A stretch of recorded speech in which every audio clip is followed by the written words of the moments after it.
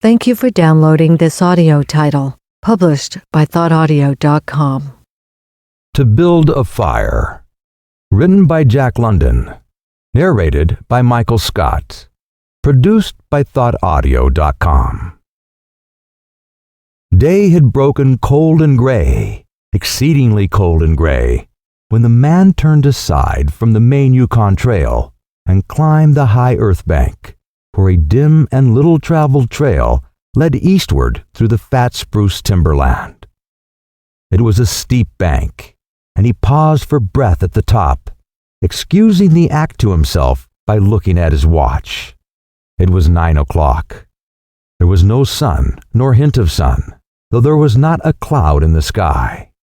It was a clear day, and yet there seemed an intangible pall over the face of things, a subtle gloom that made the day dark, and that was due to the absence of sun.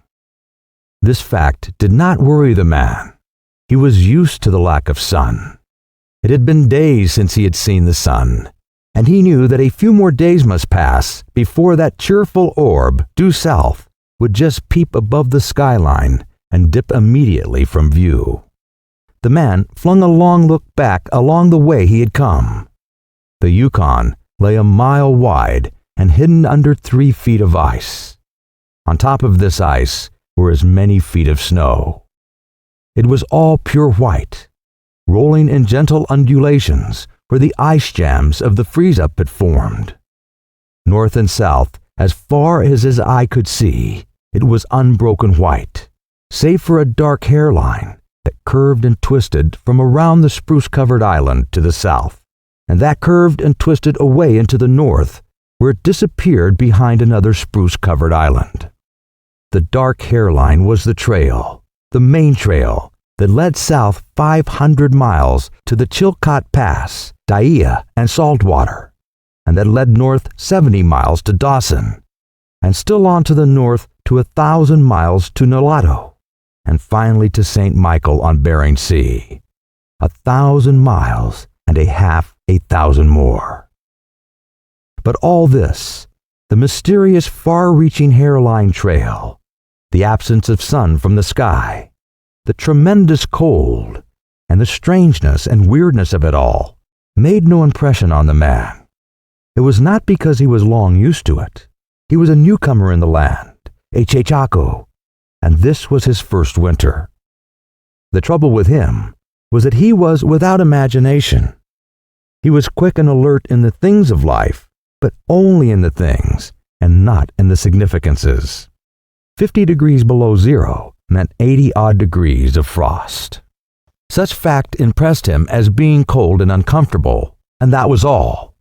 It did not lead him to meditate upon his frailty as a creature of temperature, and upon man's frailty in general, able only to live within certain narrow limits of heat and cold. And from there on, it did not lead him to the conjectural field of immortality and man's place in the universe. 50 degrees below zero stood for a bite of frost that hurt, and that must be guarded against by the use of mittens, ear flaps, warm moccasins, and thick socks. 50 degrees below zero was to him just precisely 50 degrees below zero. That there should be anything more to it than that was a thought that never entered his head. As he turned to go on, he spat speculatively. There was a sharp, explosive crackle that startled him. He spat again, and again in the air, before it could fall to the snow, the spittle crackled. He knew that at 50 below, spittle crackled on the snow, but this spittle had crackled in the air. Undoubtedly, it was colder than 50 below. How much colder, he did not know, but the temperature did not matter. He was bound for the old claim on the left fork of Henderson Creek, where the boys were already. They had come over across the divide from the Indian Creek country, where he had come the roundabout way to take a look at the possibilities of getting out logs in the spring from the islands in the Yukon.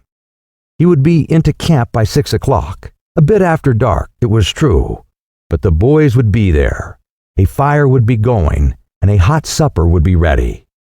As for lunch, he pressed his hand against the protruding bundle under his jacket. It was also under his shirt, wrapped up in a handkerchief and lying against the naked skin. It was the only way to keep the biscuits from freezing. He smiled agreeably to himself as he thought of those biscuits, each cut open and sopped in bacon grease, and each enclosing a generous slice of fried bacon.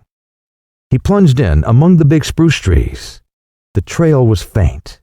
A foot of snow had fallen since the last sled had passed over, and he was glad he was without a sled, traveling light. In fact, he carried nothing but the lunch wrapped in the handkerchief. He was surprised, however, at the cold. It certainly was cold, he concluded, as he rubbed his numb nose and cheekbones with his mittened hand. He was a warm, whiskered man, but the hair on his face did not protect the high cheekbones and the eager nose that thrust itself aggressively into the frosty air. At the man's heels trotted a dog, a big native husky, the proper wolf dog, gray-coated and without any visible or temperamental difference from its brother, the wild wolf. The animal was depressed by the tremendous cold. It knew that it was no time for traveling. Its instincts told it a truer tale than was told to the man by the man's judgment. In reality, it was not merely colder than 50 below zero. It was colder than 60 below, than 70 below. It was 75 below zero.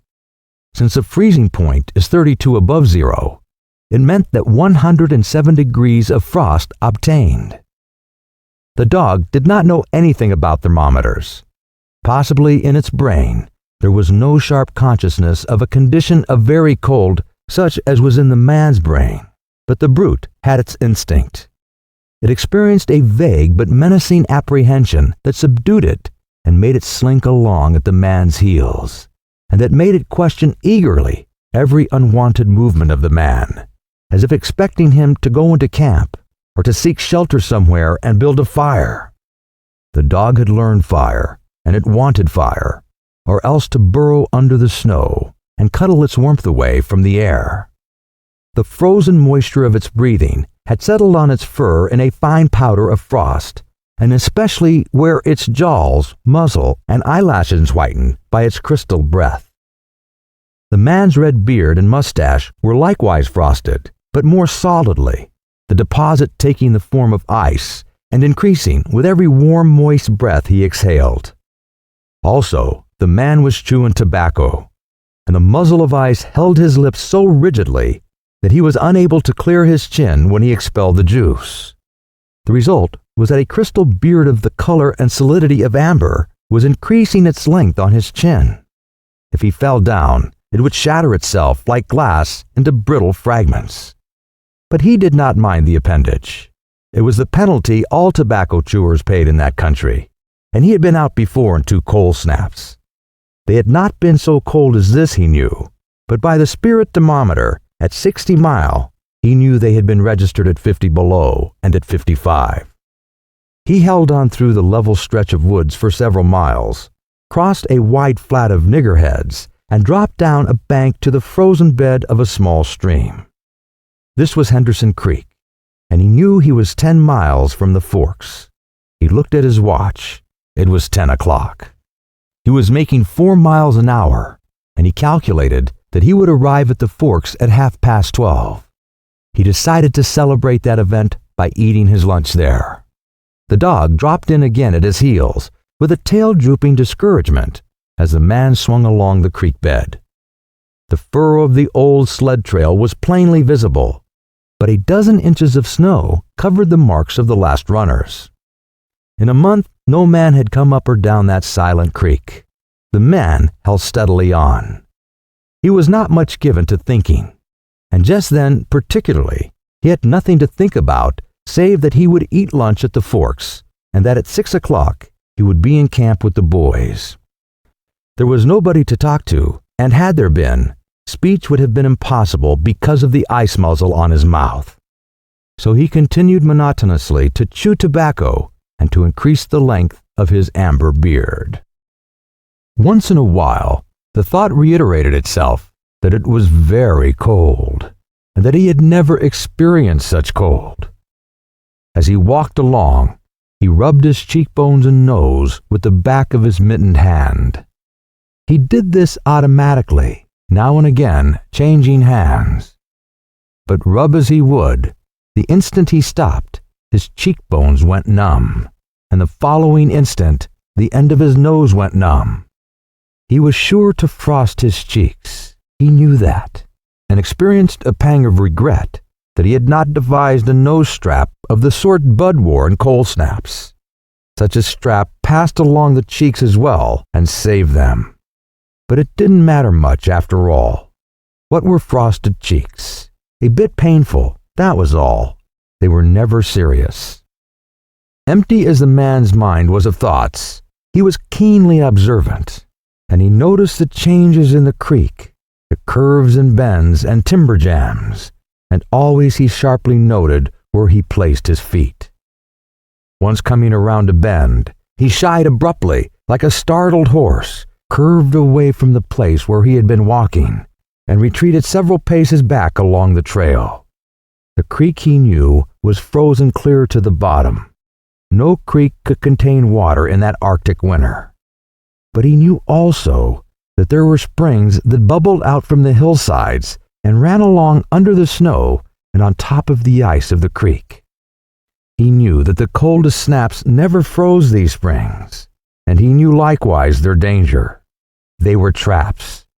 They hid pools of water under the snow that might be 3 inches deep or 3 feet. Sometimes a skin of ice half an inch thick covered them, and in turn was covered by the snow. Sometimes there were alternate layers of water and ice skin, so that when one broke through, he kept on breaking through for a while, sometimes wetting himself to the waist. That was why he had shied in such panic. He had felt the give under his feet and heard the crackle of a snow-hidden ice skin. And to get his feet wet in such a temperature meant trouble and danger. At the very least, it meant delay, for he would be forced to stop and build a fire, and under its protection to bare his feet while he dried his socks and moccasins. He stood and studied the creek bed and its banks, and decided that the flow of water came from the right. He reflected a while, rubbing his nose and cheeks, then skirted to the left, stepping gingerly and testing the footing for each step.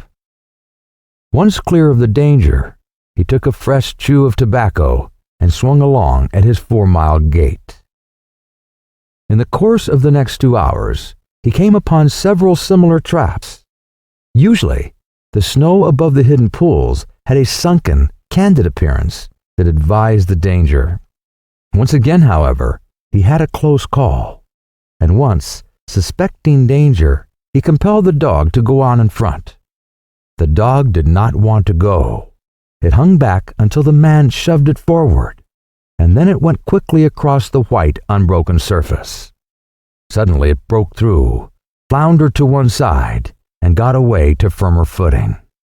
It had wet its forefeet and legs, and almost immediately the water that clung to it turned to ice. It made quick efforts to lick the ice off its legs, then dropped down in the snow and began to bite out the ice that had formed between the toes. This was a matter of instinct. To permit the ice to remain would mean sore feet. It did not know this. It merely obeyed the mysterious prompting that arose from the deep crypts of its being.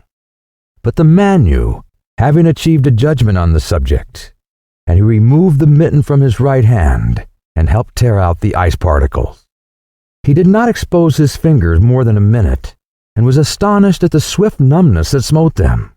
It certainly was cold. He pulled on the mitten hastily and beat the hand savagely against his chest. At 12 o'clock, the day was at its brightest, yet the sun was too far south on its winter journey to clear the horizon. The bulge of the earth intervened between it and Henderson Creek, where the man walked under a clear sky at noon and cast no shadow. At 12:30 to the minute, he arrived at the forks of the creek. He was pleased at the speed he had made. If he kept it up, he would certainly be with the boys by 6. He unbuttoned his jacket and shirt and drew forth his lunch. The action consumed no more than a quarter of a minute, yet in that brief moment, the numbness lay hold of the exposed finger. He did not put the mitten on, but instead struck the fingers a dozen sharp smashes against his leg. Then he sat down on a snow-covered log to eat. The sting that followed upon the striking of his fingers against his leg ceased so quickly that he was startled. He had had no chance to take a bite of biscuit.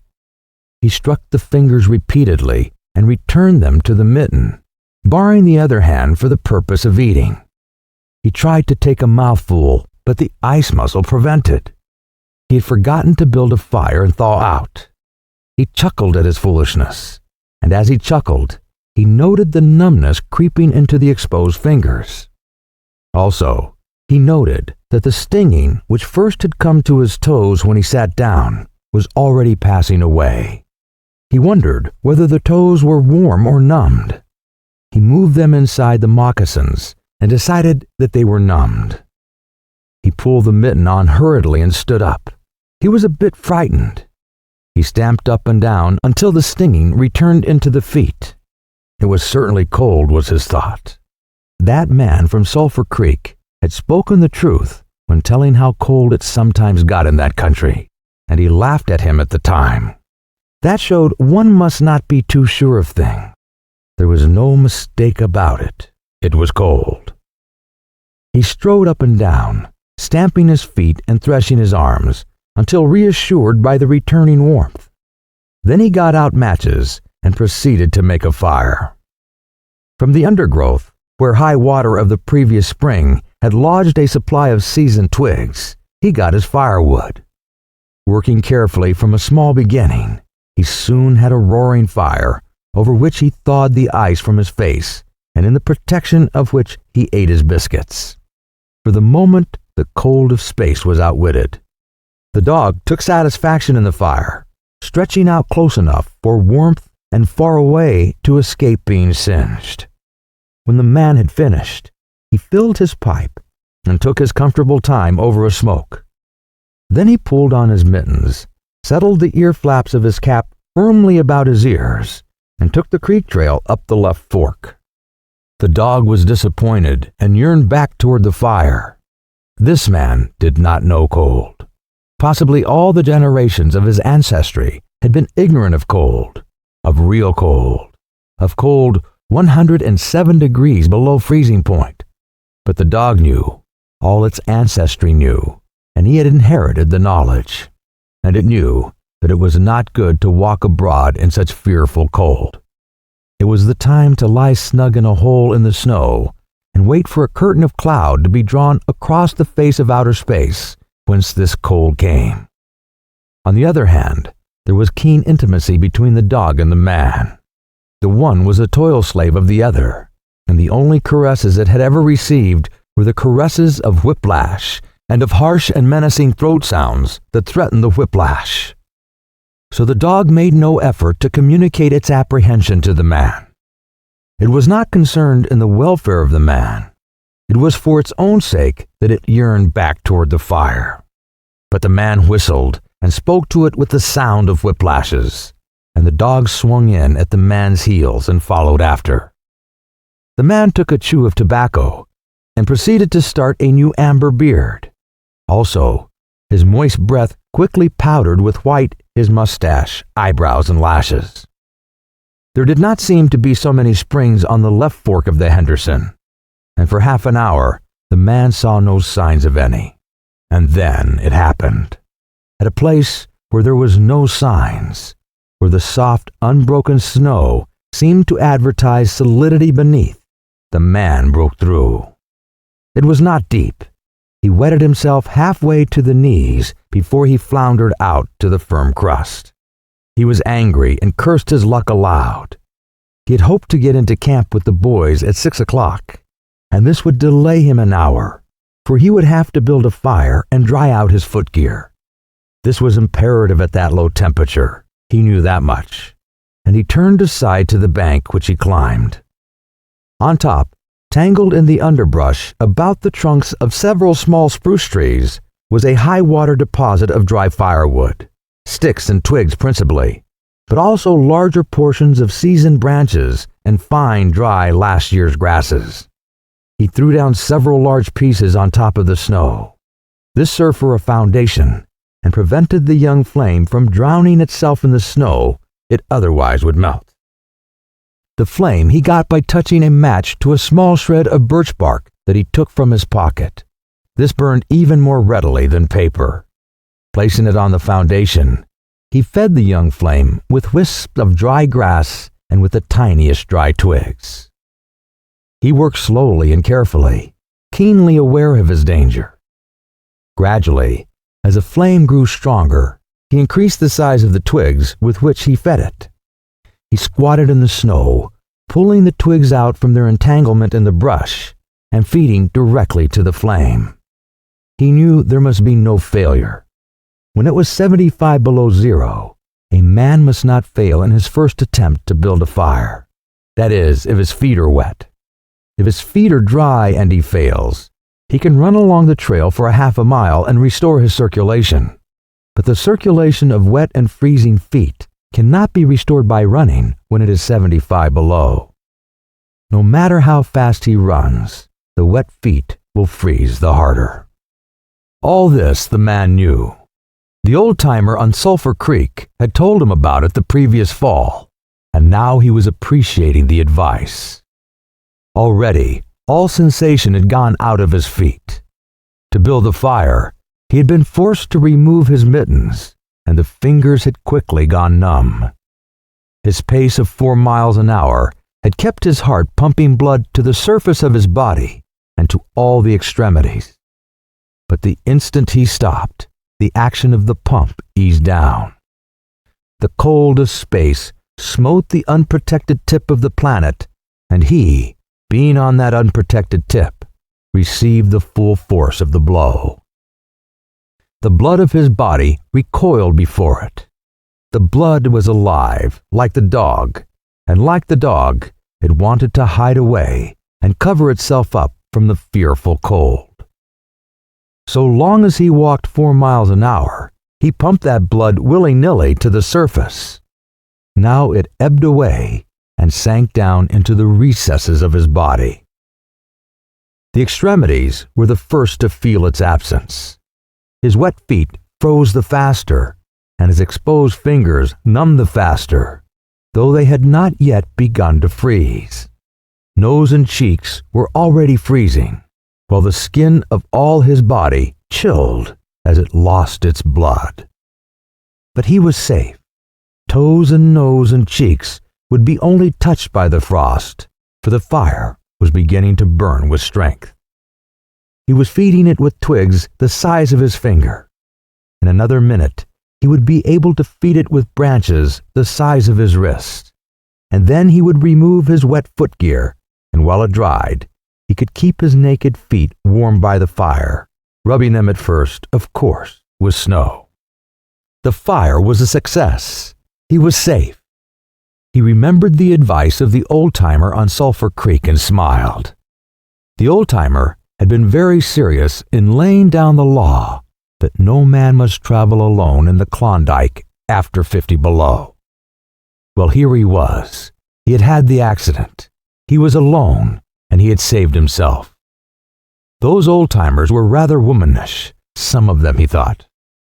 All a man had to do was to keep his head, and he was all right. Any man who was a man could travel alone, but it was surprising, the rapidity with which his cheeks and nose were freezing, and he had not thought his fingers could go lifeless in so short a time. Lifeless they were, for he could scarcely make them move together to grip a twig, and they seemed remote from his body and from him. When he touched a twig, he had to look and see whether or not he had hold of it. The wires were pretty well down between him and his finger ends, all of which counted for little. There was the fire, snapping and crackling and promising life with every dancing flame. He started to untie his moccasins. They were coated with ice.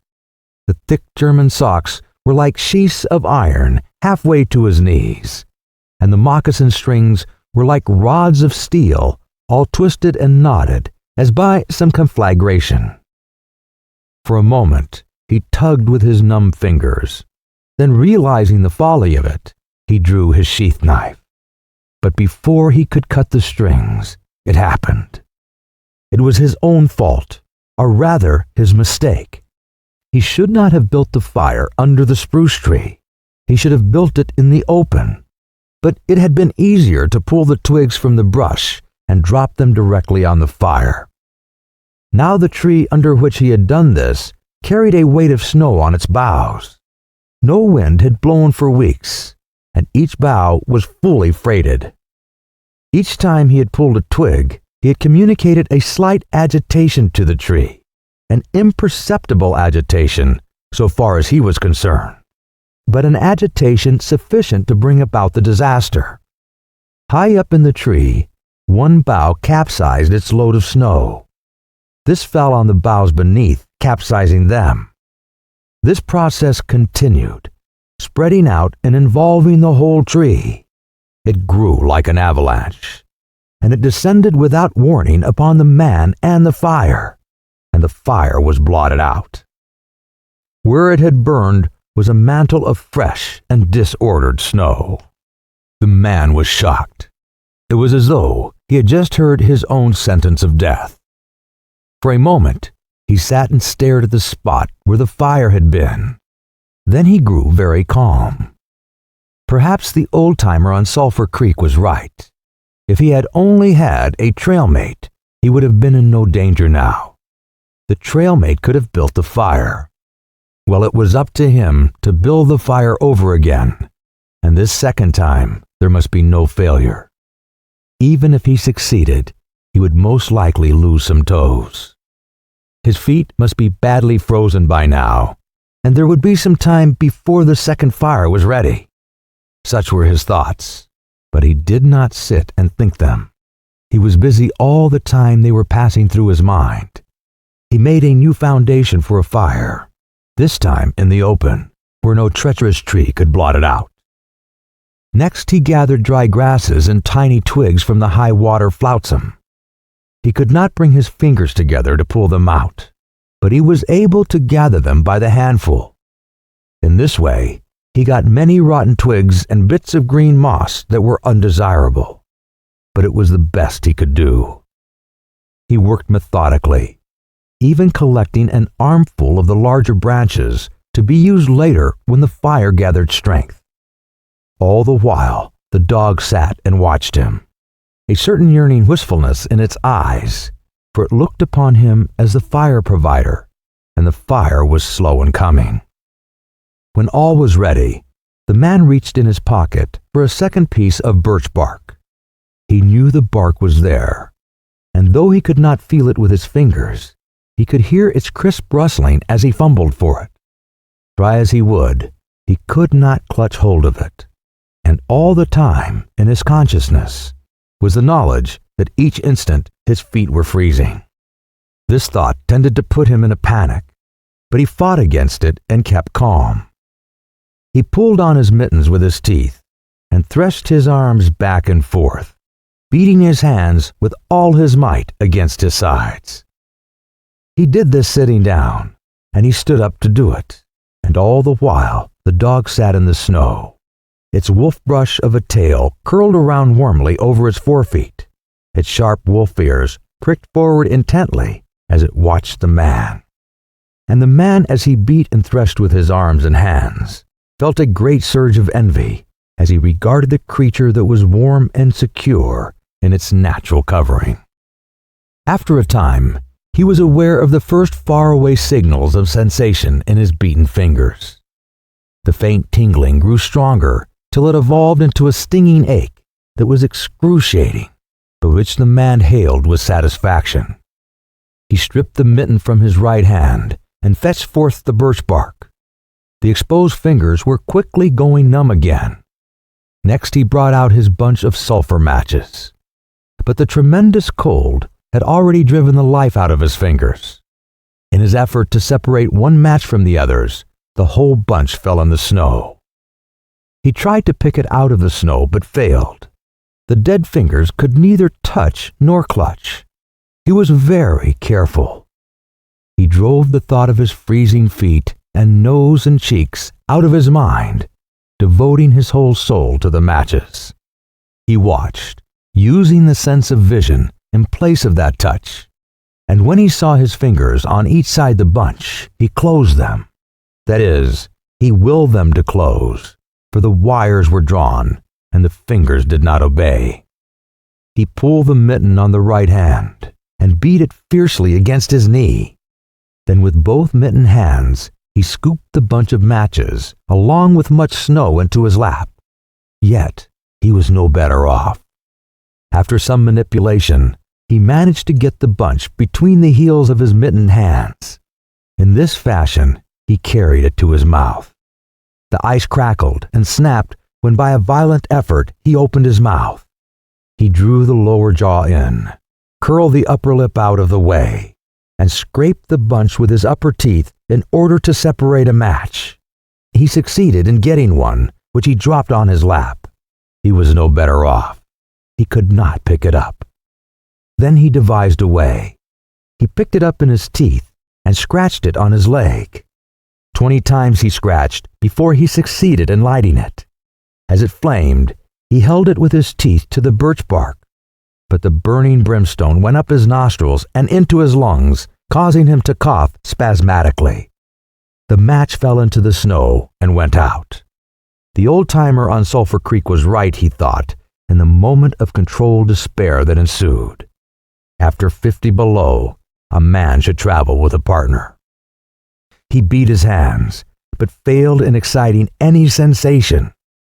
Suddenly, he bared both hands, removing the mittens with his teeth. He caught the whole bunch between the heel of his hands. His arm muscles, not being frozen, enabled him to press the hand heels tightly against the matches. Then he scratched the bunch along his leg. It flared into flame, 70 sulfur matches at once. There was no wind to blow them out. He kept his head to one side to escape the strangling fumes and held the blazing bunch to the birch bark. As he so held it, he became aware of sensation in his hand. His flesh was burning. He could smell it. Deep down below the surface, he could feel it. The sensation developed into pain that grew acute. And still he endured it, holding the flame of matches clumsily to the bark that would not light readily because his own burning hands were in the way, absorbing most of the flame. At last, when he could endure no more, he jerked his hands apart. The blazing matches fell sizzling into the snow, but the birch bark was alight. He began laying dry grasses and the tiniest twigs on the flame. He could not pick and choose, for he had to lift the fuel between the heels of his hands. Small pieces of rotten wood and green moss clung to the twigs, and he bit them off as well as he could with his teeth. He cherished the flame carefully and awkwardly. It meant life, and it must not perish. The withdrawal of blood from the surface of his body now made him begin to shiver, and he grew more awkward. A large piece of green moss fell squarely on the little fire. He tried to poke it out with his fingers, but his shivering frame made him poke too far, and he disrupted the nucleus of the little fire, the burning grasses and tiny twigs separating and scattering. He tried to poke them together again, but in spite of the tenseness of the effort, his shivering got away with him, and the twigs were hopelessly scattered. Each twig gushed a puff of smoke and went out. The fire provider had failed. As he looked apathetically about him, his eyes chanced on the dog, sitting across the ruins of the fire from him in the snow, making restless, hunching movements, slightly lifting one forefoot and then the other, shifting its weight back and forth on them with wistful eagerness. The sight of the dog put a wild idea into his head. He remembered the tale of the man caught in a blizzard who killed a steer and crawled inside the carcass and so was saved. He would kill the dog and bury his hands in the warm body until the numbness went out of them. Then he could build another fire. He spoke to the dog, calling it to him. but in his voice was a strange note of fear that frightened the animal, who had never known the man to speak in such way before. Something was the matter, and its suspicious nature sensed danger. It knew not what danger, but somewhere, somehow, in its brain, arose an apprehension of the man. It flattened its ears down at the sound of the man's voice, and its restless hunching movements and the liftings and shiftings of its forefeet became more pronounced, but it would not come to the man. He got on his hands and knees and crawled toward the dog. This unusual posture again excited suspicion, and the animal sidled mincingly away. The man sat up in the snow for a moment and struggled for calmness. Then he pulled on his mittens by means of his teeth and got upon his feet. He glanced down at first in order to assure himself that he was really standing up, for the absence of sensation in his feet left him unrelated to the earth. His erect position in itself started to drive the webs of suspicion from the dog's mind, and when he spoke peremptorily, with the sound of whiplashes in his voice, the dog rendered its customary allegiance and came to him. As it came within reaching distance, the man lost his control. His arms flashed out to the dog, and he experienced genuine surprise when he discovered that his hands could not clutch, that there was neither bend nor feeling in the fingers. He had forgotten for the moment that they were frozen and that they were freezing more and more. All this happened quickly, and before the animal could get away, he encircled its body with his arms. He sat down in the snow, and in this fashion held the dog while it snarled and whined and struggled. But it was all he could do, hold its body encircled in his arms and sit there. He realized that he could not kill the dog, that there was no way to do it. With his helpless hands, he could neither draw nor hold his sheath knife nor throttle the animal.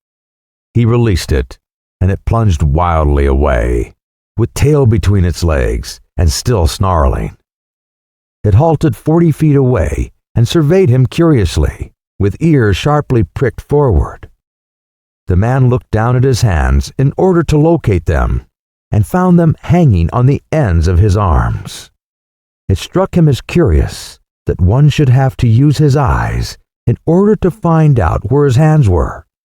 He began threshing his arms back and forth, beating the mittened hands against his sides.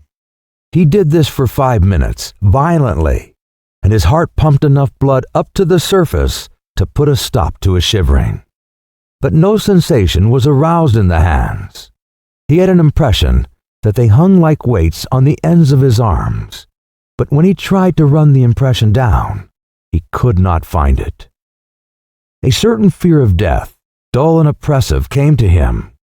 This fear quickly became poignant as he realized that it was no longer a matter of freezing his fingers and toes, or of losing his hands and feet, but that it was a matter of life and death with the chances against him.